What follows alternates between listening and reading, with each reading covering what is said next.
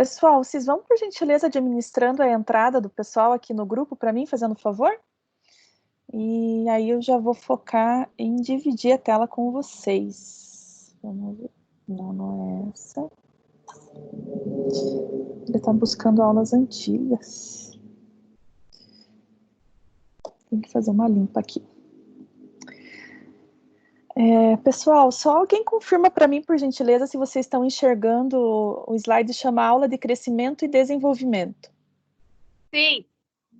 Obrigada. Gente, eu vou começar porque hoje, como eu falei para vocês no WhatsApp, a aula é um pouquinho densa. São assuntos bem importantes que em outros momentos eu trabalhei separados, mas esta é a forma que a apostila de vocês desenvolve. Então, como essa prova última é da companhia, eu não quero mudar muito o raciocínio de vocês para que vocês não se confundam na hora de estudar, tá? Gente, então assim, o conteúdo da aula de hoje chama Crescimento e Desenvolvimento.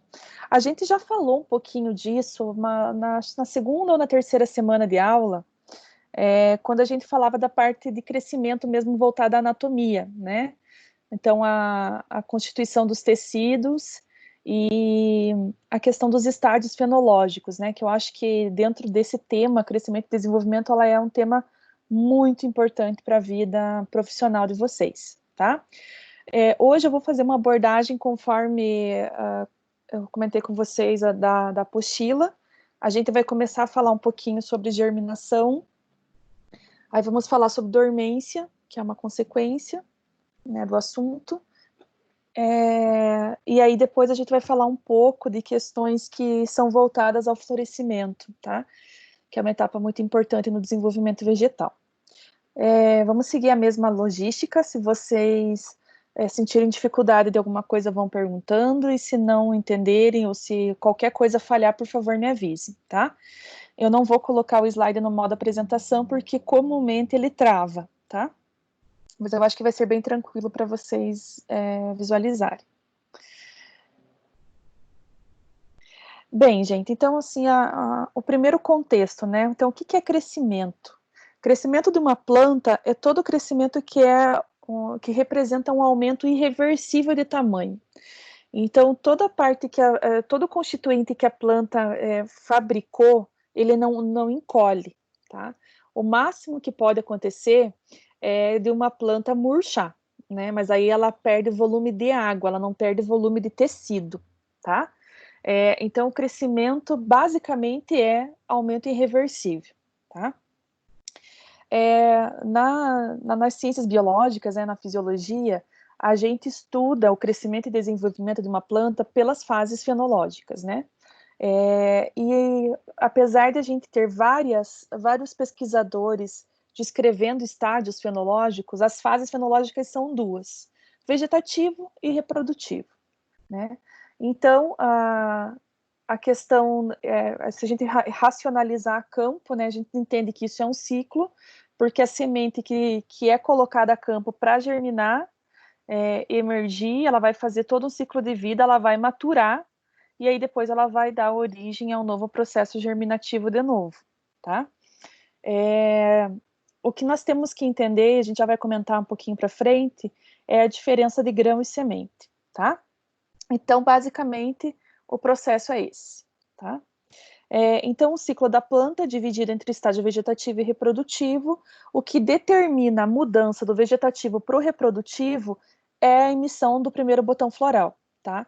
Então, o que caracteriza uma fase chamada florescimento, tá?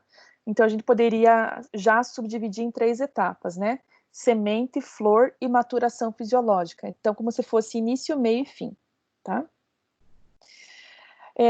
Bem, gente, a semente, depois da onde que vem a semente, na verdade, né? A semente, ela é um fruto oriundo de uma flor que foi polinizada, né? Então, quando a planta emite o botão floral, o pólen cai sobre essa flor, então essa flor fecunda, e o resultado disso é a semente, né? Quando que isso acontece? No estágio final de desenvolvimento da planta, e quando essa semente está pronta para gerar um novo indivíduo, a planta então entra em estágio de maturação, aonde ela começa a secar, né? Então ela deixa de parecer verde e ela passa a ficar com um aspecto mais amarelado, amarronzado, que é aquela característica de planta seca mesmo, maturação fisiológica, tá? Nesse momento você faz a colheita do material e vai dar prosseguimento, né? Se ele for uma semente, vai virar semente para uma próxima safra, se for grão, vai ser entregue em alguma cooperativa ou vai para exportação, enfim, vai ser dado o destino óbvio daquela cultura, tá? Então, aqui a gente vai entrar dentro do contexto específico da germinação, tá? Então, a primeira coisa que eu quero trazer para vocês, gente, é que grão e semente não é a mesma coisa, tá? Eles são diferentes. Aonde que está a diferença do grão para a semente? Tá na forma de você conduzir a lavoura, tá? Então, existe diversas legislações sobre a produção de semente, a qual fala sobre a pureza dessa semente no momento da semeadura, o fato dela não poder estar doente, dela não ter contaminação de plantas daninhas, de ter pureza genética, tem que ser feito um acompanhamento dessa lavoura a cada mudança de estágio fenológico para saber que realmente não existe mistura. Você tem que conduzir a lavoura praticamente no limpo, como a gente diz vulgarmente, com relação ao uso de herbicidas, inseticidas e fungicidas. E no momento da colheita, isso é tratado de uma maneira especial dentro de uma UBS, né, que é uma unidade de beneficiamento de sementes. Então, ali também vai passar por vários processos de análise, né, como germinação, vigor, e aí que ela vai ser ensacada para ser entregue aí nas propriedades ou nas revendas, né? O grão é essa lavoura convencional que a gente maneja e que aí esse grão vai virar farela, vai virar óleo, ou vai ser encaminhado para exportação ou algum outro tipo de cultivo, tá? Então, basicamente é isso. Um campo de semente produz semente, né? Uma lavoura convencional produz grão. Isso ficou claro para vocês?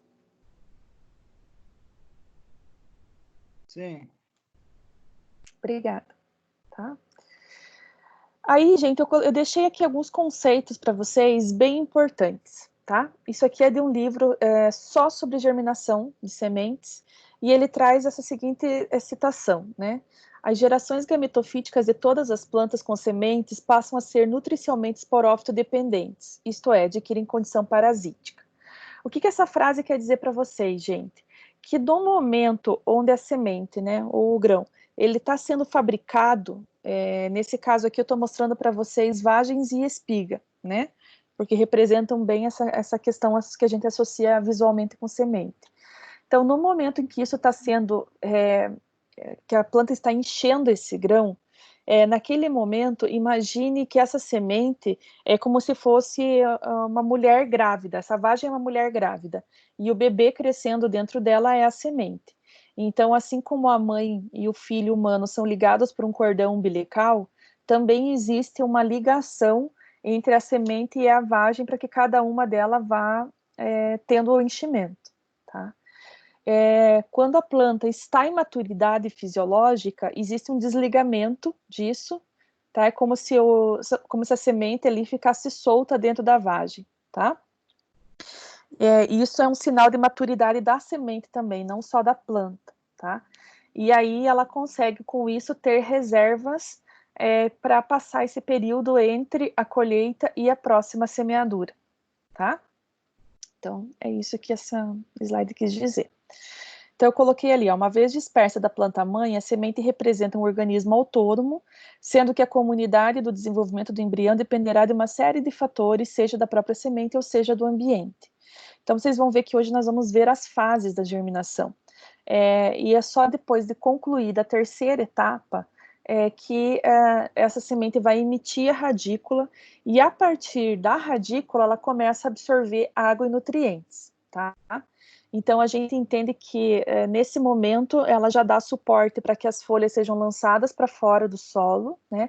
E que aí ela realmente saia da fase de germinação e passe para a fase de emergência, tá? Nesse momento, gente, a planta é tida como autônoma, tá? Existem algumas culturas e alguns pesquisadores que defendem que determinada cultura, mesmo com o primeiro par de folhas expandidos, ele ainda está usando da reserva, né? Então, existe uma discussão, por exemplo, com relação a isso no milho, porque o milho tem um endosperma bem espesso, bem denso. O que eu quero dizer para vocês, gente? Que independente da semente ainda ter reserva, a partir do momento em que a planta emite raiz, ela começa a absorver água e nutrientes. Então, a gente não pode dizer que ela é dependente da reserva interna, tá? A partir dali, ela já começa, entre aspas, a beber do solo, né? E junto com o solo vai os sais minerais, tá? Então, eu coloco aqui para vocês, as reservas das sementes têm basicamente duas funções, que se relacionam com a manutenção e com o desenvolvimento do embrião até a formação de uma plântula que apresente capacidade de se manter autotrófica, né? Então, é o que eu acabei de dizer para vocês. E esse estágio que eu estou tentando representar nas imagens é o que representa o estágio de plântula, né? Então, a plântula é uma planta bem jovem, né?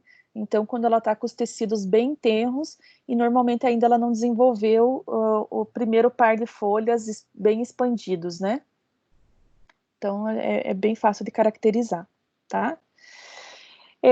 Aqui, gente, eu trago para vocês um slide falando sobre a composição das sementes, só que de uma maneira generalista, porque a gente não tem tempo hábil para se aprofundar, tá? Mas o que eu quero dizer para vocês? Cada semente, ela vai ter uma constituição diferente de carboidrato, lipídio e proteína, tá? De tanto que a gente tem algumas sementes que são classificadas como oleaginosas. Por que elas recebem isso? Porque se elas forem moídas, você consegue extrair óleo dela. Então, a constituição de lipídio dela é bastante grande, né? Algumas têm mais proteínas. Então, por isso, por exemplo, que elas são utilizadas para ração animal, né? Outras têm mais carboidrato, né? Então, vai ser voltada para alimentação, tipo trigo. E aí tem a questão de amido, enfim, de outros constituintes, né? Vocês acabam estudando esses constituintes em bioquímica, né? Mas que fique bem claro para vocês que mesmo eu ter plantas da mesma família, cada planta tem uma constituição diferente na composição da sua semente, tá? Esse esquema aqui, gente, ele representa para vocês fases de constituição da semente que a gente não enxerga, porque ela está acontecendo dentro da vagem ou dentro da espiga, tá? Então, ela demonstra aqui a questão genética de desenvolvimento, né? Então, tentando deixar claro para vocês aqui a formação, né, da semente em todas as suas fases, né? Então, a questão do zigoto, dos embriões lineares, globulares, trapezoidal, e aí, enfim, a consequência da formulação.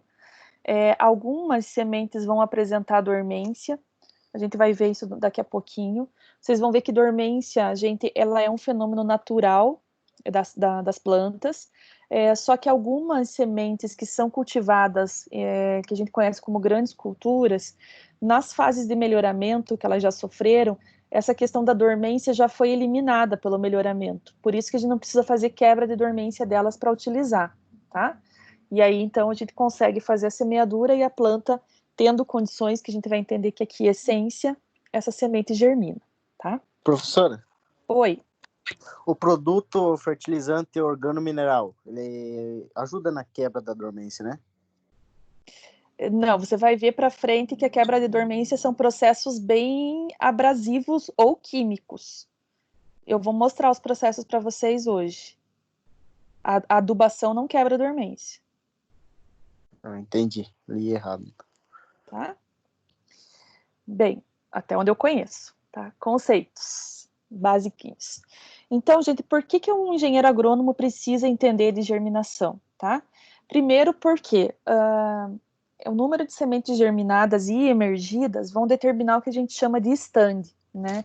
Stand é o número de plantas por metro linear, e ela faz parte dos componentes de produção de uma lavoura.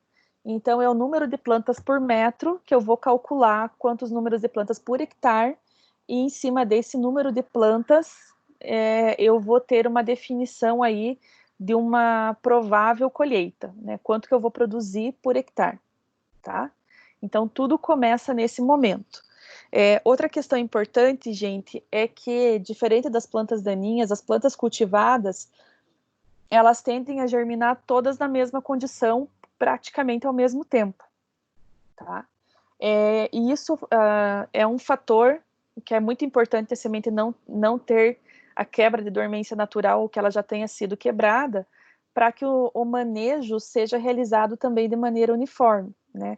Tanto durante a lavoura, quanto o manejo de semente pós-colheita, tá? Então, tem que ter uniformidade. A questão da conservação do poder germinativo, né?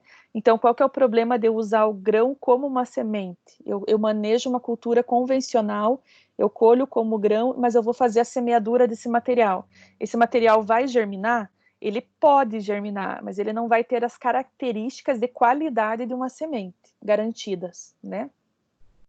E aí os produtores chamam isso de semente guardada, né? Mas a gente já sabe que hoje, como a gente tem uma definição muito forte com relação à produção e valores, o quanto que sementes guardadas comprometem a produtividade, né? A sanidade, enfim, se acaba gastando mais para conseguir chegar no mesmo número no final. E assim, gente, existem vários fatores que interferem na germinação. Então, são fatores ligados à qualidade da semente, então a gente chama de intrínsecos, e os fatores voltados ao ambiente, ao meio, que a gente chama de extrínsecos, tá? Então, aqui nesse slide é isso que eu quero representar para vocês. Então, aonde que o solo, a água e a temperatura vão influenciar, tá?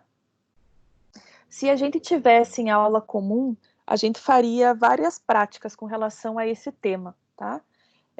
Mas como nós estamos nessa situação de remota, fica difícil porque a gente não tem o aparato do laboratório, né? Então, assim, gente, a germinação, ela é definida em 3 etapas básicas, tá? A primeira dela é chamada de reativação, né, ou embebição. O nome mais comum é embebição, né?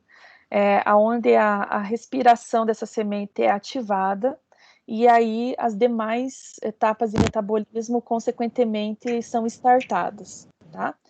Aí vem uma fase chamada de repouso fisiológico ou indução de crescimento, onde existe uma estabilização do volume de água assimilado, e aí a planta vai passar por processos bioquímicos, mas que eles não são visuais.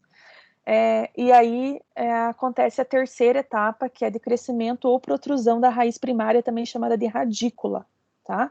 Que é o momento onde a semente, entre aspas, estoura e a raiz é emitida, né? O princípio da raiz, tá? A campo, a germinação, ela é entendida na maior parte das culturas como um estágio V0, né? Então, V de vegetativo e 0 porque é a etapa inicial, né? Então, ele significa a transformação do embrião em uma plântula. Então, é uma fase que envolve gasto de energia, porque a semente, como a gente comentou no slide anterior, ela tem a sua respiração startada, né? Então, e ela não vai estar fazendo fotossíntese até que ela consiga romper a camada do solo. Então, por isso que ela vai gastando demandas internas, né? Então, eu enfatizei aqui para vocês a questão das etapas, né? Embebição, que é a hidratação da planta, né? Da semente, desculpe. Então, ela vai estar absorvendo água. Aí, a partir daí, a água vai estar sendo quebrada e começa já processos bioquímicos dentro da semente, né? Como a degradação de reservas para ser usada, entre aspas, como alimentação dessa semente, né? E aí começa a constituição das divisões celulares, que a gente já viu em outra aula, né, com relação às células-tronco, que começam a se dividir, então começam os processos de meiose, mitose e formações, então, de parede celular, tecidos celulares a partir daí, né, não aqui, a partir daqui. E aí a próxima fase vai ser a emergência. A emergência é justamente esse momento que vocês estão vendo aqui na imagem, tá? Aonde vai haver o caulículo, né? O princípio do caule vai romper a camada de solo, e aí instantaneamente esse tecido ser atingido por luz, ele começa a fazer fotossíntese, tá? Então, nesse momento, a falta de água e temperaturas baixas vão prejudicar esse processo. Então, se houver uma seca nesse momento, ela é irreversível, a planta não consegue sobreviver, tá? Bem, a fase 1, chamada de embebição, gente, ela é uma fase muito rápida, talvez a mais rápida do ciclo, tá? Dirigida sobretudo pelo potencial matricial da semente seca, né? Então vocês vão ver que a água, ela vai sempre sobre um coeficiente de variação da onde tem mais água para onde tem menos. Então normalmente a água é colocada no solo sobre esse solo úmido ou friável, né? Ou já aguardando uma previsão de uma chuva que vai acontecer rapidamente, né? Então, nessa condição, o solo vai ter mais água que a semente, por isso que a água vai do solo para a semente, tá? Então, vai de quem tem mais água para quem tem menos. O que eu quero deixar bem claro para vocês, gente? Se a partir desse momento da embebição houver uma seca, por exemplo, existem muitos produtores que plantam no seco, entendendo que eles estão adiantando um método de uma das etapas do cultivo e que as sementes ficam guardadas no solo. Isso não é uma verdade concreta, tá? Porque primeiro que estando no solo, qualquer umidade que dê condição para essa primeira fase, a germinação começa. Se parar, a semente vai morrer, tá? Outra questão é que ela fica à mercê de pragas e doenças de solo. Aí vocês podem dizer para mim, professora, mas a semente está tratada. Sim, mas o tratamento de semente é residual, ele não vai durar para sempre, tá? Então é muito perigoso você fazer uma semeadura de um material que você não tem previsão que ele realmente vá germinar dali 5, 7 dias, tá? Outra consideração importante que eu quero fazer para vocês, gente, é que eu falei para vocês que semente ela tem N características de qualidade. Então, entre elas está o potencial germinativo, vários testes que você faz para determinar vigor, porque vigor não é uma característica única, ele é a somatória de vários testes que a gente faz, tá? Então, isso vai garantir um potencial germinativo, tá? Aí eu falei para vocês que se eu colocar grãos, eu posso também ter o processo germinativo ou não. Por quê? Porque ele pode ter sofrido algum estresse, tanto na planta quanto no momento da colheita ou pós-colheita, que fez com que aquele grão perdesse o potencial germinativo. Ou essa semente ficou guardada há muito tempo num barracão, num saco, enfim, ela já está fora de validade. Se você colocar isso a campo, gente, essa primeira fase acontece tanto para a semente boa quanto para a semente ruim, tanto para a semente viva quanto para a semente morta, tá? Porque esse primeiro processo, ele é físico, tá? Ele é físico porque a água vai de fora para dentro. É isso que acontece na primeira fase, na embebição, tá? Aí a questão está voltada à segunda etapa, porque a embebição, ela ativa os processos metabólicos da planta, tá? E aí, na segunda fase, que a gente já vai caminhar para ela, a planta para de absorver tanta água e começa a metabolizar, ela começa a hidrolisar essa água lá dentro e aí começa a fazer as transformações, tá? E graças a essas transformações, a energia gerada e consumida ali dentro, que essa semente vai romper, ela não... quer dizer que a parte vegetal dela, que vai dar sustentação, que é a raiz e o caulículo, da onde vai sair caule e folhas, eles estão prontos, tá? Então, a partir dali, termina a germinação e começa a emergência, tá? Então, a primeira fase acontece para semente viva, para semente morta, porque o processo é físico, tá? Então, eu coloquei aqui para vocês, ó, no interior da semente, a hidratação normalmente se processa de fora para dentro, de uma camada para outra, né, de célula para célula, porque é justamente o processo da embebição, né? Então, essa fase inicial de hidratação eleva o teor das águas da semente de 50% a 60% do seu peso fresco. Então, quando a gente colhe uma semente do campo, gente, normalmente essa semente está entre 13% e 15% de umidade, tá? E já houveram diversos estudos sobre qual é a umidade que mantém a semente viva sem iniciar essa fase germinativa e também sem uma umidade tão baixa a qual ela perdesse totalmente o potencial de vitalidade, né? e aí não servisse mais como semente, só como grão. E aí vários estudos determinam que é 13% e há muitos, muitos anos é desse jeito que é feito, né? Então, pense que de 13% e 15%, essa hidratação varia de 50% a 60%. Então, entenda por que muitas vezes a semente está a campo, na vagem, na colheita, pronta para colher, chove, tá? Por que o agricultor se desespera? Porque a umidade esse grão, ele vai absorver a água. E aí, se ele chegar nesse ponto de 50% a 60%, a fase de germinação acontece mesmo na vagem, tá? Então, assim, a fase de germinação, gente, ela não depende do solo para acontecer, tá? Da emergência para frente, sim, porque aí ela precisa fixar a raiz e aí ela vai começar a sugar a água e o nutriente dali, tá? Mas, de tanto que vocês devem ter feito, e se a gente tivesse em condições, a gente faria de novo, germinação de semente de feijão em copinho de plástico com algodãozinho úmido, tá?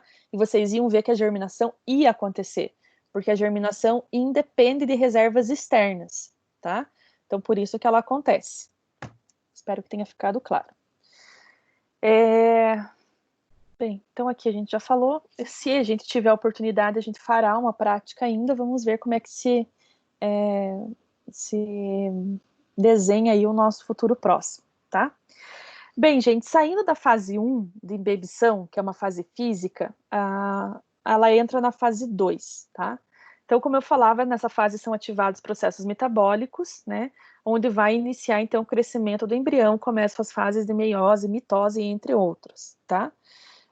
Então, a duração desta fase, ela é dependente da temperatura, tá? Então, a temperatura retarda ou acelera essa etapa. Por isso que a gente diz que uma germinação pode durar de 3 a 5 dias, ou de 5 a 7, ou de 5 a 10, dependendo da semente. Porque a umidade, ela não é um fator opcional. Se não tiver umidade, não vai iniciar o processo, tá? Agora, a temperatura, ela pode acelerar ou desacelerar esse processo, tá? Nessa fase, a semente tende a manter tolerância à desidratação, tá? Quer dizer que se faltar água, e mais essa água for reposta para a última etapa, ok, tá? A primeira e a última não toleram dessecação, tá? A questão é, gente, que nós não enxergamos essa fase, porque ela está acontecendo dentro do solo, tá? Por isso que a minha proposta de atividade para vocês hoje foi fazer essa semeadura num frasco transparente e vocês colocando a semente no vidro em volta para que vocês consigam perceber alguma coisa, porque é uma fase que normalmente a gente não enxerga. Tá? Bem, a fase 3 é marcada por um aumento no conteúdo de água da semente, novamente, né? Que acontece devido à absorção associada à iniciação do crescimento do embrião, né? Então, inicia-se aí um ponto também irreversível, né? Onde a semente também ela é muito vulnerável a estresses ambientais, tá? E a partir daí se dá o próximo processo fisiológico, que é a emergência, tá? Aqui eu coloco para vocês, gente, algumas características e nomenclatura associada a essa etapa, né? Então, a radícula tem geotropismo positivo. O que significa geotropismo positivo? Tropismo significa crescimento. Gel, que ele é determinado pela gravidade, tá? Lembre que a gravidade, ela associa a puxar os elementos para o centro da Terra. A gente às vezes fala para baixo. Eu brinco que para baixo é o inferno, né? A gravidade, ela puxa para o centro, né? Então, a radícula tem geotropismo positivo. O que significa geotropismo positivo? Que a raiz vai estar crescendo em função ao centro da Terra. Então, para nós, dá a sensação de ser para baixo, né? Mas a Terra não é plana, então ela é redonda. Então, a gente tem que entender que realmente esse crescimento é para cima. Logicamente, gente, tudo que crescer sobre a superfície do solo vai ter um geotropismo negativo, porque cresce contra a força da gravidade, tá? Bem, então aqui eu coloquei para vocês as 3 etapas, tentando representar mais ou menos o tempo de duração de cada fase, né? Então a gente já viu que a fase 1 é a mais rápida, né? O tempo de absorção normalmente gira de 8 a 16 horas, né? A fase 2, ela vai levar de 8 a 10 vezes o tempo que levou a fase 1, né? E aí a fase 3 é a expansão da planta, então ela também é relativamente rápida. E aí eu coloquei para vocês a última frase ali, dizendo que a semente pode apresentar simultaneamente as 3 fases, tá? Por quê, gente? Porque a semente, apesar dela ser uma unidade, ela não é uma coisa só, tá? Então, se eu coloco uma semente onde a superfície debaixo dela tem contato com a água, mas em cima o solo está seco, as células de baixo começam o processo germinativo, as de cima não, tá? E a semente precisa ter um conteúdo mínimo de água para que ela consiga fazer o processo único, tá? Mas a gente tem que imaginar que isso acontece célula a célula, tá? Que é como se a semente fosse uma esponja, né? Se você mergulhar uma esponja dentro de uma bacia ou de um balde com água, onde essa esponja cabe totalmente dentro dessa água, ok, vai entrar água por todo o perímetro. Se eu encostar ela, onde só a face onde encosta tem água, essa água vai subindo gradativamente, né? Então, assim, aonde a água alcançou primeiro, o processo começou primeiro. Aonde a água alcançar depois, o processo começa depois. Então, isso também retarda o processo germinativo e a mudança de estágio fenológico, tá? Então, aqui eu coloquei um gráfico para vocês do livro de Ferreira e Borghetti, que é esse só sobre sementes, que eu falava para vocês, onde ele tenta determinar aqui para vocês a questão das fases, né, e a questão da tolerância à dessecação, né. Então, perceba que a primeira fase, ela é pura absorção de água, né, então aqui ele determina que tem a ver com o potencial matricial, né, porque é a relação da água de fora para dentro. Aí veja, gente, que a quantidade de água estabiliza. Não quer dizer que ela deixa de absorver água, tá? Quer dizer que ele não continua aumentando, tá? E aí depois ela retoma a absorção de água, aonde ela volta a crescer de volume, e aí ela, por fim, tem o final da fase 3, e aí a emissão da radícula, tá? Nesse gráfico que eu coloco aqui para vocês, ele tenta demonstrar para vocês os processos internos associados às fases, né? Então, por exemplo, a questão de reparo de DNA, né? Então, o DNA, ele é amplamente startado a se desenvolver na fase 1, tá? E a partir da fase 2, ele começa a decrescer até parar. Por quê? Porque aí ele já está pronto, tá? Se a gente olhar a mobilização de reservas, ela não acontece na fase 1, não acontece na fase 2, ela começa na fase 3, tá? E aí ela tem intensa mobilização de reservas, porque ela está consumindo as reservas do endosperma, tá? Da mesma coisa que acontece com a síntese de DNA, né, e divisão celular. Então, assim, quando vocês olharem esse gráfico aqui e tiver pontilhado, é porque ele está começando gradativamente ou ele está parando gradativamente, tá? Então, a interpretação seria essa, tá? Bem, gente, então, assim, uma flor fecundada, então, a hora que o pólen atingir o ovário feminino, tá? Ele vai dar início a um processo metabólico, né? Que é a fecundação em si. Então, ele gera um zigoto, né? Esse zigoto vai sofrer um crescimento, diferenciação, e vai formar um embrião maduro, que é o que a gente entende como semente, tá? Aí, o que acontece, gente? Como eu falei para vocês, existe um tempo entre o momento da colheita e a semeadura dessa semente, né?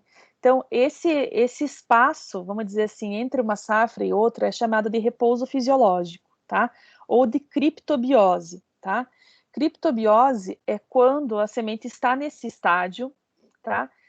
E mesmo ela tendo a habilidade de germinar, ela não vai germinar porque ela está na ausência de condições hídricas, de consumo de oxigênio do solo, ela pode ter algum inibidor voltado à dormência, né? E a atividade enzimática dela está menor. Então, é por isso que dentro de um pacote, por exemplo, ou de um saco, a semente não vai germinar, tá? Agora, quando eu der essas condições para a semente, tá? E se a semente não for dormente, ela entra num processo de quiescência, que é justamente estabelecer essas características que estavam faltando, e aí a semente germina, tá? Se a semente for dormente, mesmo que eu dê todas essas condições, a semente não vai germinar até que eu quebre a dormência dela, tá? Mas a partir do momento que eu quebro a dormência e submeto as condições básicas, ela germina da mesma forma, tá? Então, aqui eu coloquei um desenho para vocês, simbolizando para vocês esse embrião, né? Nesse processo germinativo. Então, ele vai romper vários tecidos internos, né? Ele faz uma ruptura, ele rompe a testa, que é a última proteção da semente, e aí ele vai atingir o solo, tá? Para iniciar a próxima etapa, tá? Então, só para vocês entenderem, aqui é um desenho de uma semente, né? Aonde foi ampliada essa pontinha dela para que a gente tivesse essa noção aqui, tá? E eu já antecipo para vocês, é um assunto que a gente vai falar na próxima semana, que são os hormônios, né? Aqui já tem já aparece o primeiro, tá? Que é uma giberelina, tá? Então, aí, promotora da germinação. Bem, então, criptobiose eu já expliquei o que é, vou deixar aqui a definição para vocês, tá? A questão da semente quiescente também, é quando ela não tem dormência, então você dá as condições e ela germina, né? E a semente dormente é mesmo quando você dá todas as condições e mesmo assim ela não germina até que o processo seja quebrado, tá? Eu já vou falar mais a questão de dormência, tá? Ela já é um assunto aqui futuro. Bem, mas quando a dormência foi quebrada, e foi dadas as condições de quiescência, a semente germina. Sim ou não? Sim e não. Por quê? Porque ela tem fatores internos que representam essa habilidade germinativa, mas eu tenho fatores que vão influenciar isso também, né? Então, como eu falava para vocês, os fatores intrínsecos são as habilidades da própria semente, né? Então, dela estar viva, dela ser viável, né? Dela conseguir permanecer viva por algum tempo. Longevidade é o quanto tempo ela consegue se manter viva, né? O grau de maturidade tem a ver com o momento que você colhe essa semente, né? A questão da dormência a gente já comentou. A questão de sanidade é ela não estar doente, né? E os genótipos são todas as características que são hereditárias e que ela vai representar a campo, tá? Com relação aos fatores ambientais, os que estão mais associados a ela é a água, a luz, temperatura, disponibilidade de água e de oxigênio, né? A luz, gente, nesse momento da germinação, ela pode ser caracterizada de 3 formas, né? Fotoblástica positiva, negativa ou neutra, né? A positiva é quando alguma semente precisa da luz. A luz tem que conseguir atravessar o solo, ou a luz pode ser um fator de quebra de dormência, como acontece para a teca, por exemplo, que é uma semente florestal. Tem a ver a questão da luminosidade e temperatura, né? Ela pode ser fotoblástica negativa, aonde ela só germina no escuro, né? Ou ela pode ser fotoblástica neutra, que aí tanto faz se ela tem incidência de luz ou não, tá? Com relação à luminosidade, né? Eu trouxe aqui algumas informações para vocês. Então, abaixo de 290 nanômetros, o que eu quero dizer para vocês, gente? Que apesar da planta estar no solo e o solo ser um ambiente escuro, não quer dizer que a luminosidade não consiga romper, tá? Ela ultrapassa, né? A gente sabe que a luz não tem muita barreira, tá? A questão é o comprimento de onda, né? Então, eu coloquei aqui para vocês que abaixo de 290 nanômetros, né? Então, seria nessa categoria aqui, mais próximo à luz branca, a germinação é inibida, tá? De 400 a 700 nanômetro, tá? Então, aqui, bem onde está determinando aqui. Então, a germinação é fotoblástica positiva, né? Então, as sementes que são fotoblásticas positivas, elas só vão germinar nessa condição, entre 400 e 700, né? A luz azul, normalmente, inibe a germinação da maioria das espécies, tá?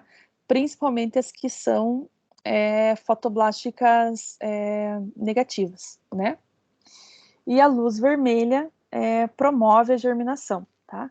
Então, aqui dá para vocês verem bem a configuração do comprimento de onda associado com a cor da luz, tá? Então, isso aqui é outro processo que é físico, né? Vocês aprendem isso aqui na física. Oi. Por que a luz azul não deixa crescer a planta? Por causa do comprimento de onda. Ah, beleza. Tá? Temperatura, gente. Então, o interesse ecofisiológico, né, a determinação de temperatura máxima, mínima e ótima. Então, cada semente vai ter uma temperatura máxima, uma temperatura mínima, uma temperatura ótima. O que isso significa, gente? Temperatura ótima é o intervalo onde ela vai ter as melhores condições para se desenvolver bem, tá? Onde ela tem o seu desenvolvimento, vamos dizer assim, acelerado. Com uma temperatura mínima, quer dizer que abaixo daquela temperatura, ela provavelmente vai morrer, tá? O intervalo entre a ótima e a mínima mostra uma desaceleração dos processos metabólicos, tá? Mas abaixo da mínima, a planta ou a semente vai morrer, tá? Uma temperatura máxima quer dizer que é o máximo que ela também consegue suportar de temperatura para continuar com seus processos fisiológicos, tá? Então, uma temperatura acima da ótima até a máxima, também ela demonstra estresse, tá? Então, aonde a semente vai cozinhar, tá? E aí, ela não consegue reverter o processo, mesmo que a temperatura diminua. É como se a gente fritasse um ovo, tá? Não tem como voltar atrás, tá? Então, aqui eu já coloquei algumas consequências para vocês, né? Enfim. Aqui tem uns dados de temperatura mínima, ótima e máxima, gente, só para que vocês tenham noção, tá? Isso aqui está no livro de Fisiologia do Floss. Então, só para vocês terem uma noção, tá? Mas é lógico que isso muda de região para região, tá? Aí aqui eu estou colocando questões voltadas à umidade, tá?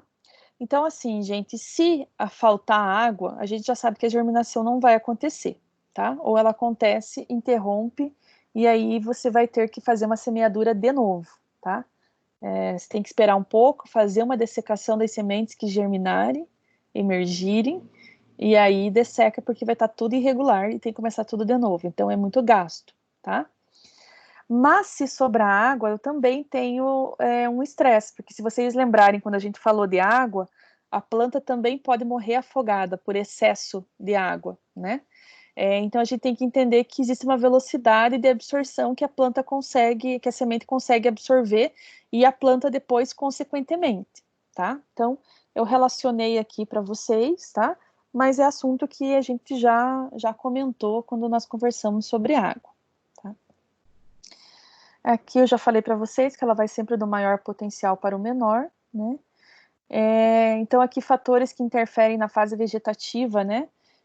Então, aí a partir de V1 para frente, a luz vai potencializar, então, esse aumento de visão da expansão celular e constituição dos tecidos, né? Então, aí começam os processos de meiose e mitose. Então, primeiro ela cresce, depois ela divide, daí cresce, divide, e assim sucessivamente. Tá? A temperatura acaba por ser, gente, um desencadeador, né? Porque sem ela também o processo não acontece, mas ela é um fator que otimiza, a gente já comentou essa questão, né?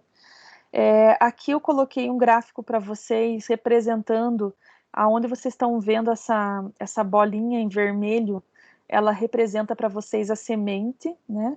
Então, aqui são os processos que acontecem na maturação. Aqui é o momento em que a semente está seca, ali com 13, 15% de umidade, que é o momento que eu colho. E aqui representa os estágios a partir da germinação, tá? Então, se vocês olharem aqui o peso fresco, por exemplo, né, ele existe uma fase de aumento, depois ele decresce, tá? E aí depois ele volta a crescer, né? Porque tem a ver com essa questão da semente em fase de formação, tá cheia de água, aí ela seca, diminui bastante o seu volume, depois quando colocada, germinar, e na presença de água, esse processo inicia novamente, né? A questão da divisão celular que diminui, e aí depois que o processo germinativo é startado de novo, né?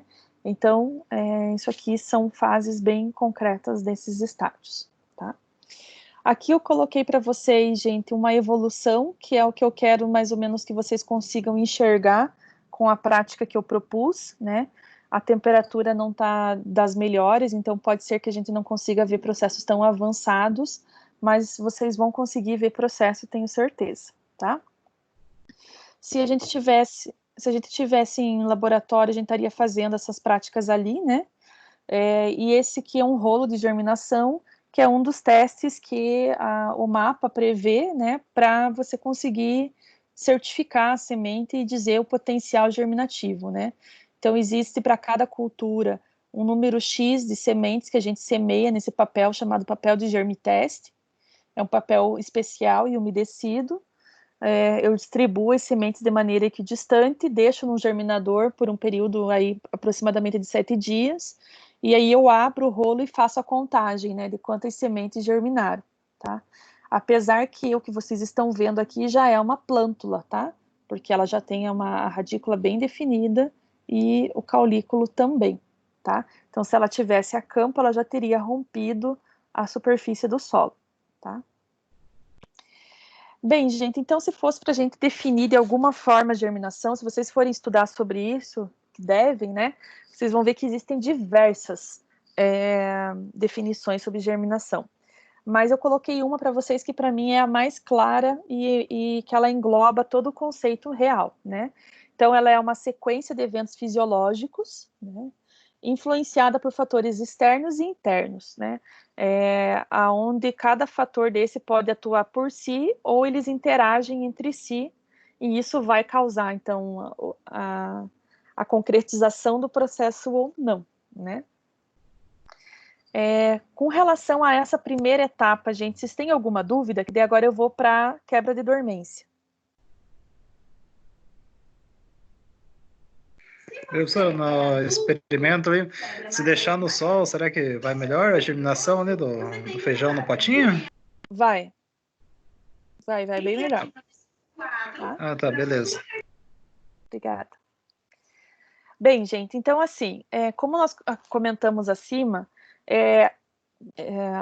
todas as plantas naturalmente teriam a dormência, né? Vocês já vão ver que ela está associada até com o desligamento da planta-mãe.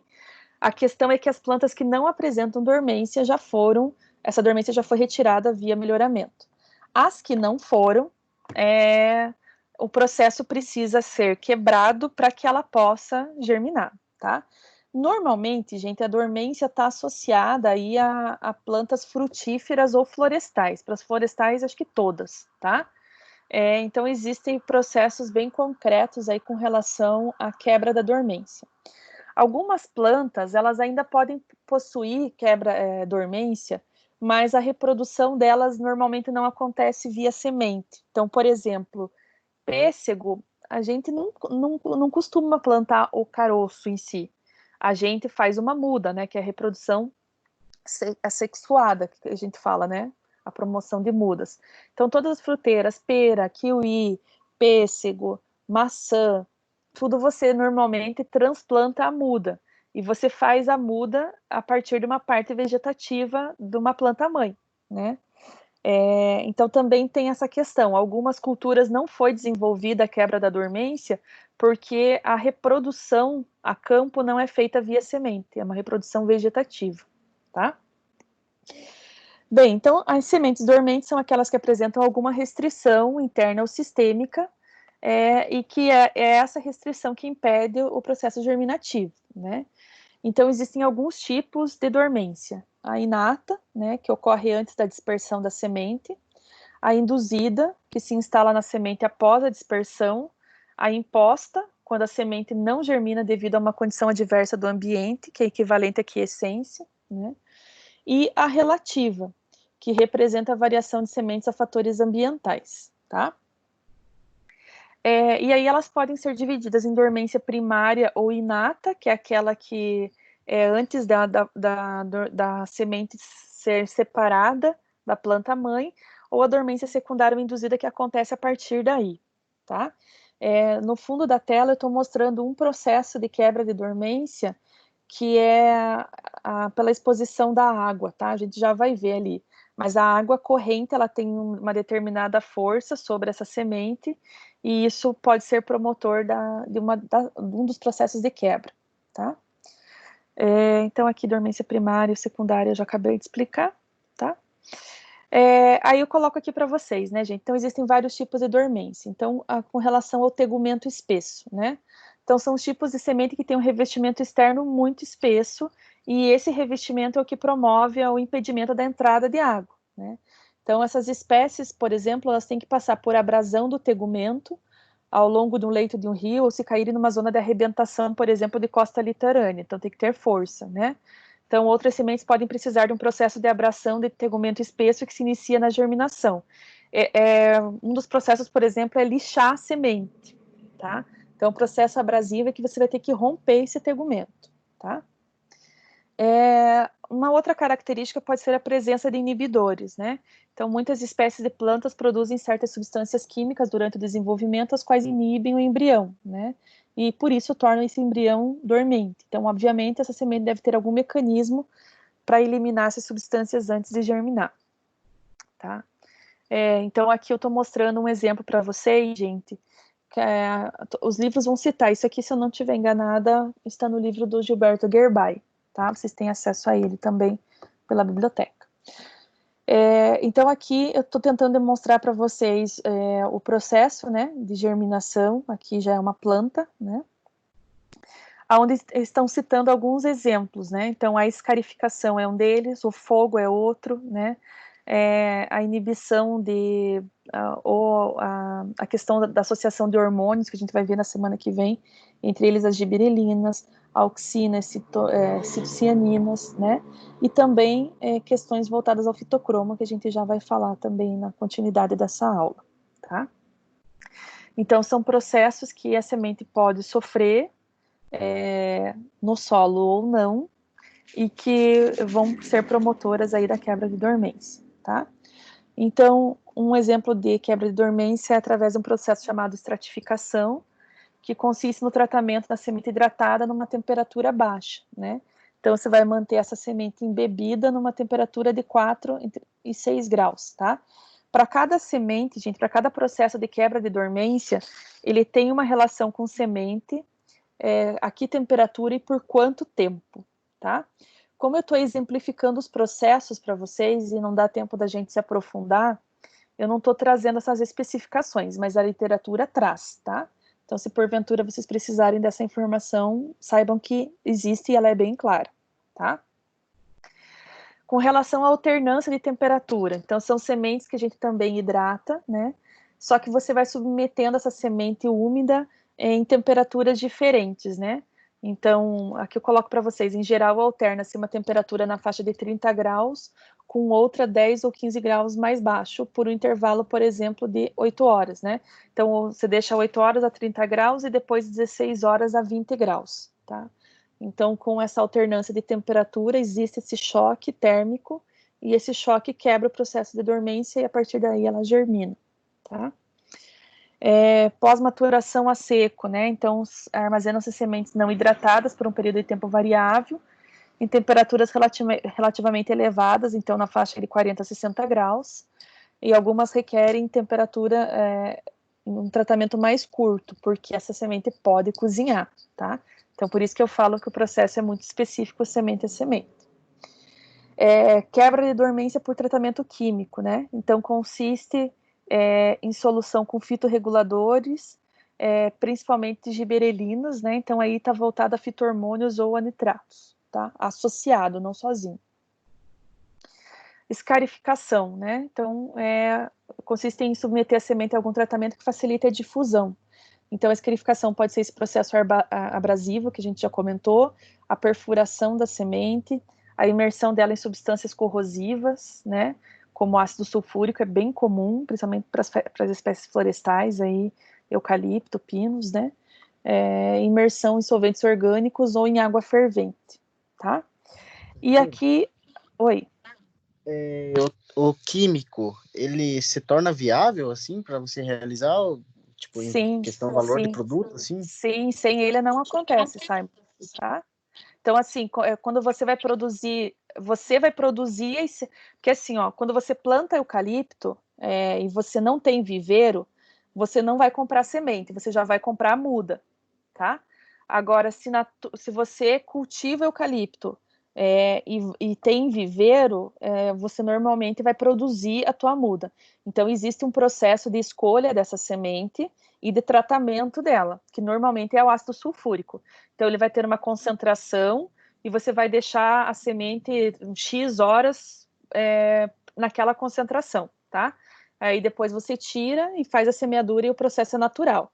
Então, o processo químico faz parte do manejo daquela cultura, né?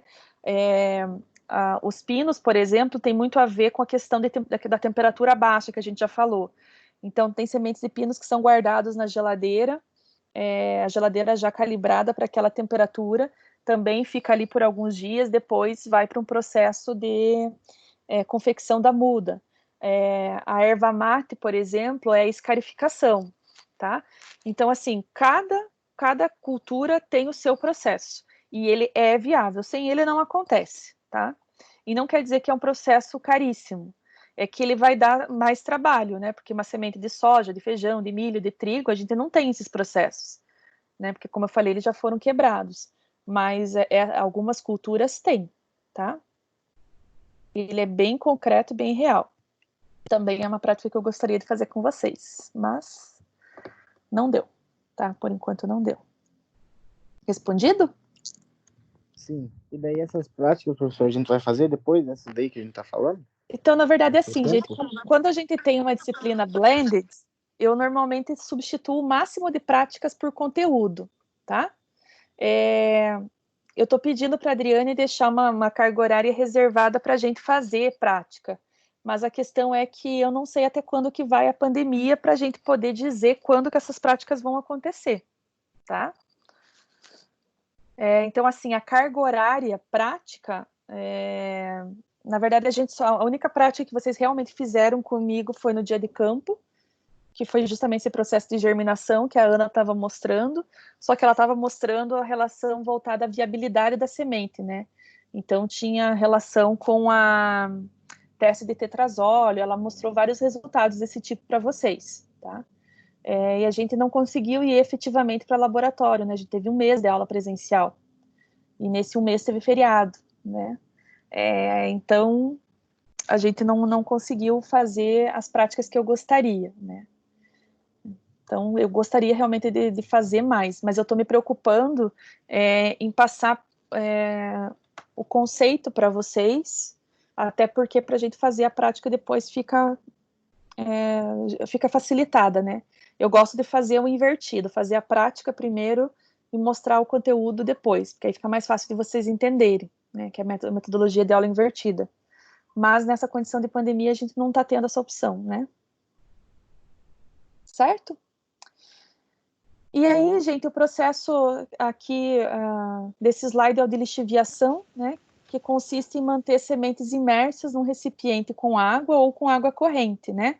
Então, esse processo de lixiviação é o que normalmente acontece com as plantas que estão à beiras de rios, né?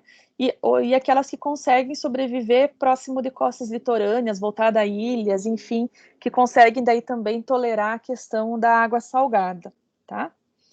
Então, aí teria a ver com esse processo de lixiviação, que daí pelo volume da água, né, pela pressão, por essa força da água, ela quebra a dormência e a semente germina, tá? Então, eu trouxe aqui um slide para vocês demonstrando exemplos, né? Aqui voltado a Bracatinga, Copaíba, Flamboyant e Jatobá, mostrando qual que é o processo aí de cada uma delas, né? Então, a Bracatinga, por exemplo, você vai submeter a semente à água a 70 graus por 5 minutos, né? A copaíba, você vai ter que fazer escarificação mecânica, tem que lixar. A flamboyant, água a 80 graus por 5 minutos, né? Jatobá, escarificação também com lixo. Então, cada uma vai ter a sua característica, tá? Esse daqui, por exemplo, é um coletor solar que promove a quebra de sementes de teca, tá? Desenvolvidos pela Embrapa. Tá? Então, aí ela precisa de bastante luminosidade e temperatura, tá? Bem, gente, então, com isso, a gente termina o assunto dormência, então, que tem a ver com semente. E agora a gente vai conversar um pouquinho sobre os processos também envolvidos com crescimento e desenvolvimento, mas que tem a ver com o crescimento fisiológico, né? Então, agora a gente vai caminhar do processo da emergência até a maturação, tá? E para isso, gente, um dos principais assuntos é o florescimento, né? Então, a gente tem que entender que florescimento na agronomia, ela tem dois contextos, né? O da floricultura, que é você trabalhar com o comércio de flores, né? E aí, floricultura não é a loja, floricultura é a ciência, né? Daí a habilidade de você produzir flores em grande escala. E aí o consumo, né, voltado a casamentos, festa de aniversário, dia das mães, dia dos namorados, finados, enfim. Então, cada lugar do mundo tem um consumo diferente, né? E aí tem a questão do florescimento associado ao estágio de floração e quais plantas que precisam receber um estímulo específico para florescer, tá? Então, assim, gente, para a primeira finalidade da flor é ter sido fecundada, tá? Independente de se ela vai se autopolinizar ou se a polinização dela é cruzada, né? Então, isso aí também é uma característica hereditária, não é opcional. Então, eu coloquei aqui para vocês, ó, em algumas espécies ocorre um fenômeno chamado plastocromo, né? O que é isso? É um fenômeno que induz a floração dependendo do número de folhas formadas na planta. O principal exemplo comercial que a gente tem, gente, é o girassol, né? Então, a planta de girassol, ela só emite o botão floral depois que a planta tiver 20 folhas, tá? Aí inicia o processo da abertura floral e daí a produção de sementes aqui, e aí colheita, enfim, né, os processos consecutivos, né, secundários. Mas então ela é um exemplo bem clássico de uma planta que responde a um fenômeno chamado plastocromo, tá? Bem, gente, uma vez atingida a maturidade sexual, a planta pode ser induzida à floração através de fatores ambientais, tá? Então, um deles é a luz. Então, as plantas que respondem à luz respondem ao fotoperoidismo, né? A temperatura, na forma de calor, que pode ser o termoperoidismo. A temperatura na forma de frio, que chama-se vernalização, né? E o balanço hídrico, que tem a ver com hidroperoidismo, tá? Então, são características que demandam que é um sinal que a planta recebe que está na hora dela mudar. Salvaguardando aí as proporções, seria o momento que a menina se torna mulher, que para os humanos é representada pela menstruação, né? Quando a menina menstrua pela primeira vez, significa que o corpo dela está pronto para gerar o novo indivíduo, né? Todos os órgãos internos relacionados estão formados, né? Então, aí ela tem a habilidade de gerar um novo indivíduo. Então, a flor para a planta é essa mesma característica, e aí essas condições determinam qual que é o momento em que o florescimento vai acontecer, tá? Bem, relacionado ao fotoperoidismo, eu estou colocando aqui para vocês, ó, ela é uma resposta biológica, né, a uma modificação nas propostas de luz e escuro no ciclo diário de 24 horas. Então, a gente chama isso de comprimento do dia, né? Então, o comprimento do dia é conhecido, ou é sinônimo de fotoperíodo. E aí, as respostas de desenvolvimento da planta ao fotoperíodo são chamados de fotoperoidismo, tá? Então, quem vai fazer essa leitura da luz é uma cromoproteína chamada fitocromo, né? Então, ele é um pigmento que a planta tem fotossensível, que vai fazer essa captação aí, e aí quando ele chegar num nível específico, ele dá o sinal para a planta que ela emite o botão floral, tá? Isso tem a ver, gente, com a fase juvenil da planta, tá? Uma fase juvenil, ela é determinada do momento da emergência até a emissão do botão floral, que pode ser o único ou pode ser o primeiro. Isso vai depender se a planta é anual, se ela é perene, né? Então, por exemplo, a rosa, cada botão é um ciclo só. Depois que ele morre, ele morre. Ela vai emitir outros brotos para emitir novas flores, né?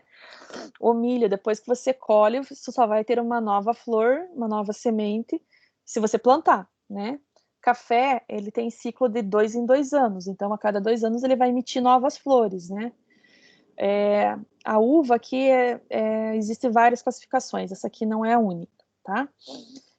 Mas quer dizer que a uva vai emitir as primeiras flores a partir do segundo ou quarto ano, né? A maçã de 4 a 8 anos, depende da variedade, né? Aí depois de 8 anos acontece ano a ano em cada o que seria a primavera de cada planta, que não precisa necessariamente ser na mesma época, né? A sequoia, o período juvenil leva até 15 anos, dependendo da espécie, né? Então, isso muda muito de planta para planta. Bem, gente, a partir do momento que essa planta emite a flor, né, ela tem 3 etapas, que é chamada de indução floral, a evocação e, por fim, o desenvolvimento, né? Então, a indução floral acontece por uma sinalização da planta, né? Como eu falei para vocês, vai ser uma daquelas características que vai emitir esse sinal, onde ela entende que ela vai sair do estágio vegetativo e o meristema vai produzir a flor, né? Vai começar a categorizar, começa a sair a primeira gema e da gema o botão floral, tá? A evocação são eventos localizados especificamente naquele meristema vegetativo, tá? Então, aquele broto, né, realmente se desenvolvendo, tá? E a indução, ela vai ser determinada justamente pela competência da flor, né? Então, aí ela vai variar de acordo com a idade da planta, o tamanho da planta, o número de folhas.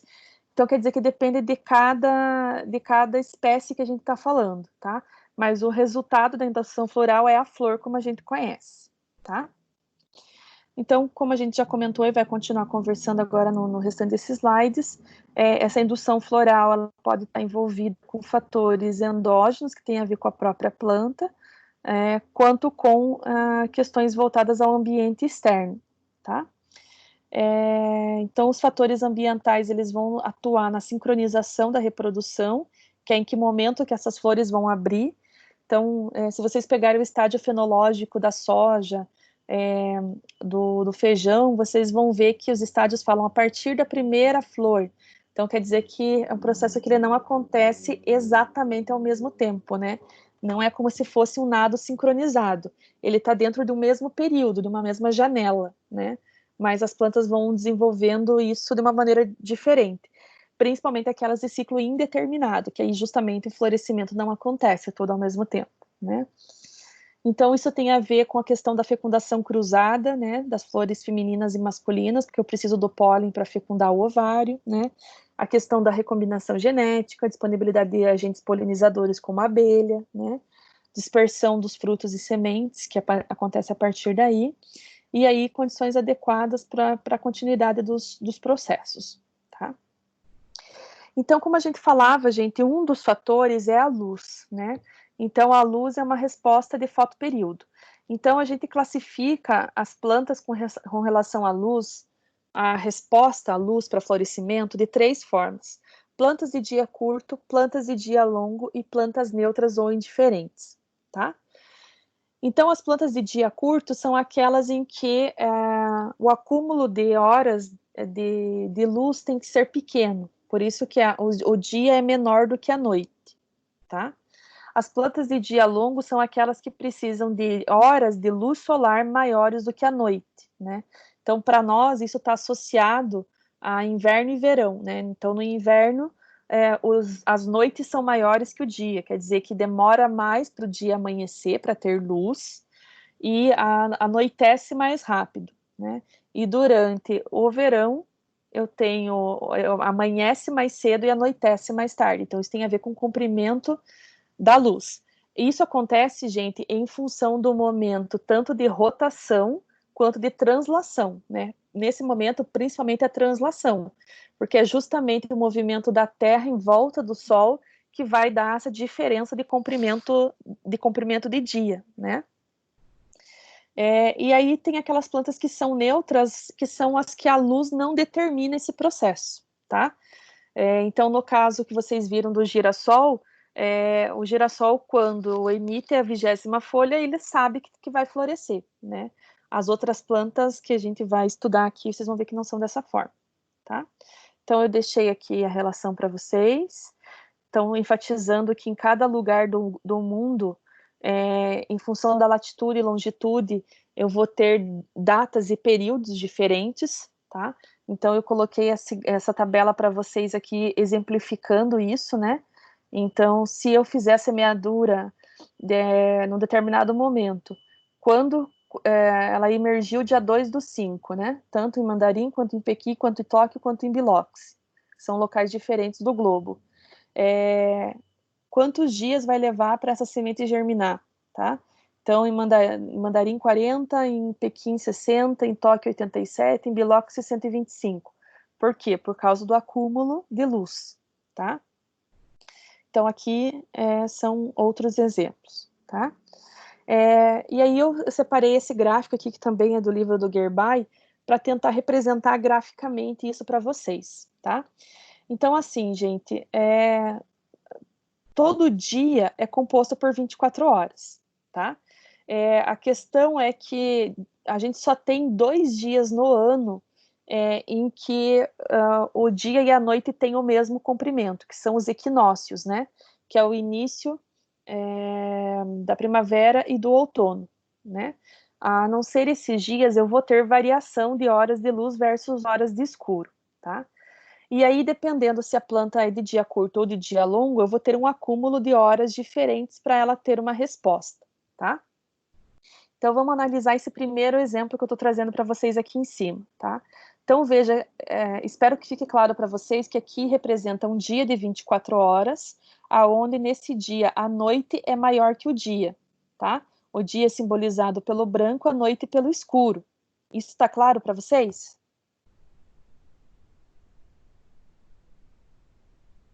Sim. Tá. Então, veja aqui, gente. Se ela for uma planta de dia curto, ela precisa de dias curtos, então poucas horas de luz. Então, se ela tiver um acúmulo de dias curtos, ela vai receber um recado que ela precisa florescer, tá? A partir do florescimento, pode haver alteração dessas horas. Eu posso ter dias maiores que a noite, porque a planta só precisa do acúmulo de dias curtos para florescer, tá? Então, um exemplo disso é a soja, tá? Então, se a soja tiver horas de luz maiores que horas de escuro, ela não floresce nunca.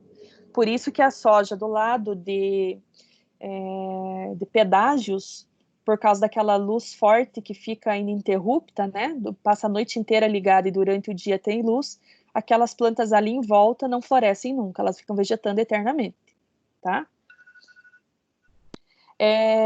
Então, assim, se a planta for de dia longo, né, e tiver numa sequência de dias com noites maiores, ela vai permanecer vegetando, tá? Se vocês olharem o exemplo de baixo, eu tenho um exemplo de um dia longo, onde o dia é maior do que a noite. Se essa planta for uma planta de dia curto e ela for semeada nesse período, ela vai continuar vegetando até ganhar essa condição aqui de cima, tá? Se ela for uma planta de dia longo, ela vai receber o estímulo necessário para que ela floresça, tá? Aí esses exemplos de baixo aqui, eles estão associados a experimentos de laboratório, então não fica claro para vocês, tá?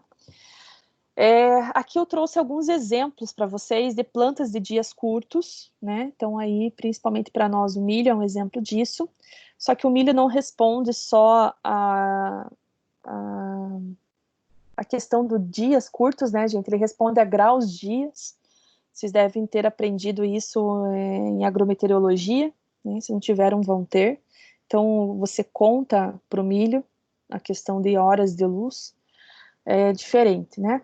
A soja, algumas delas, apesar de ela ser o nosso principal exemplo, algumas já têm isso melhorado via melhoramento, mas ela ainda é uma planta sensível, tá? Eu tenho algumas plantas de dias neutros, né, que tanto faz se o dia é curto ou o dia longo, e algumas de dia longo, né, então onde os dias precisam ser maiores que as noites até o florescimento. No florescimento em diante não tem problema que isso se altere, tá? Lógico que não, aqui são só exemplos, tá, gente? Tirado do livro do Floss. Então, eu coloquei um desenho esquemático aqui para vocês, simbolizando experimentos feitos com isso, né? Então, aqui mostrando que ela fica vegetando, né? Dia longo, dia curto, enfim, os estímulos necessários para que ela realmente germine, tá? Aqui é um outro exemplo gráfico da mesma forma do slide 83, só que aqui ele está simbolizando para vocês se houve florescimento ou não, né? Então, nesse caso aqui, ó, ele está representando um dia, né? Onde é um dia longo, né? Então, plantas de dias longos submetidas a essa condição vão vir a florescer, né? Se ela não florescer, é porque ela é uma planta de dia curto, tá? Então, aqui são mais gráficos simbolizando isso, tá? Trouxe vários exemplos para vocês aí. Outras condições, como eu falei, gente, podem ser a temperatura, né? Então, tem plantas que precisam passar por vernalização. Então, assim, o morango é um exemplo bem clássico disso, né? Onde ele precisa ficar submetido por horas de frio para ele conseguir ter o estímulo de florescer e frutificar. Por isso que existem épocas para fazer semeadura do morango, e mesmo assim os morangos normalmente vêm para o Brasil em câmaras frigoríficas, né? Porque ele precisa dessa quantidade de frio que às vezes o Brasil não consegue acumular, tá? A planta as fruteiras, gente, de clima temperado, que são semeadas, então, aqui na região sul, que são as maçãs, pêssego, pera, kiwi, todas elas também têm um processo de vernalização, tá? Elas têm que acumular horas de frio para que elas possam ter a brotação das suas gemas. Isso tudo é controlado e medido, tá? Se porventura elas não conseguirem ter a quantidade de frio necessária, você tem que fazer a aplicação de um produto conhecido por Dormex, né? Então, onde ele quebra a dormência das gemas, e aí ele tem uma compensação, então, das horas de frio, isso tem a ver também com uma concentração do produto, e aí, a partir disso, as flores florescem, tá? Isso tem a ver com um hormônio específico chamado de vernalina, né? E tem a ver aí com ácido giberélico, tá? Outros fatores que podem estar relacionados são fatores endógenos, né? Então, voltado, por exemplo, ao teor hormonal, de quantidade de hormônio dentro da planta, que a gente vai falar disso na próxima semana, no nosso próximo encontro, tá? Aqui eu coloquei para vocês, gente, para representar, tá? A gente coloca nutrientes lá na base, e aí a gente fala muitos deles de acordo com algumas aulas e poucos de outros, né? Então eu fiz questão de colocar esses aqui para vocês terem noção que eles também atuam no momento do florescimento, tá? Então o nitrogênio faz parte desse momento, fósforo também, para a formação dos elementos florais, né? O nitrogênio vai estar formando tecidos novos, e o cálcio responsável aí por sinalizar divisões celulares e transporte de sacarose, tá? Aí vai demandar em quantidades diferentes de espécie para espécie, tá? Evocação floral a gente já falou. Aqui eu coloquei um slide representando para vocês, gente, que a gente tem como mimetizar esse processo em laboratório, né? Então aí vocês estão vendo um substrato que, além dos nutrientes, ele possui hormônios, e aí você pega uma parte vegetativa, né, chamada de totipotente, que ela tem a habilidade de gerar uma nova planta, e sobre uma quantidade específica de nutrientes e hormônios, você consegue reproduzir o florescimento em laboratório, tá? Então, assim, para que isso aqui é importante, gente? Porque tem plantas que você vai estudar o florescimento e ela floresce uma vez por ano. Então, você não vai conseguir fazer vários testes ao mesmo tempo, né? Então, se você conseguir reproduzir essa etapa em laboratório, você consegue avançar com a pesquisa de uma maneira mais rápida, né? Apesar que algumas metodologias exigem que seja feita a campo na planta comum, né? Mas aqui fica um exemplo para vocês até onde que a ciência consegue chegar, tá? Bem, gente, aí, a partir daí, vai voltar o que a gente começou no início da aula, que é a flor germinada, polinizada, produzindo a futura semente ou futuro grão que vai reiniciar o processo, né? Então, a partir daí a gente tem o desenvolvimento vegetal, que é o ciclo completo da planta passando por todos os estágios, né? E aí eu já trouxe esse slide lá no passado para vocês, mas termino a aula de hoje com ele de novo, né? Então, uma planta pode crescer, mas não se desenvolver, que é o caso, por exemplo, da soja em volta do pedágio, né? Mas toda planta que se desenvolve, ela também cresce. Então, se ela foi avançando de estágios, quer dizer que o crescimento foi acompanhando, tá? Com isso, a gente termina a maratona de hoje, tá? Queria saber se vocês têm alguma dúvida, gente. Nós estouramos o tempo valendo hoje. Mas aqui era muito assunto. Alguma dúvida?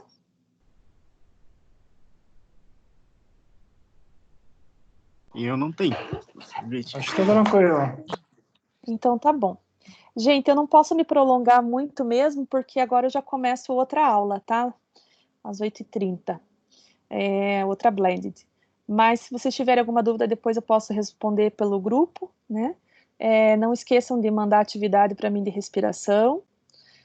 Quem não mandou, porque daí hoje à noite ou amanhã eu já corrijo. E espero que não tenha ficado dúvida também sobre a avaliação desse conteúdo, tá? Que eu passei no grupo de WhatsApp agora de tarde. Belezinha? Obrigada por hoje, pessoal. Beleza. Boa noite.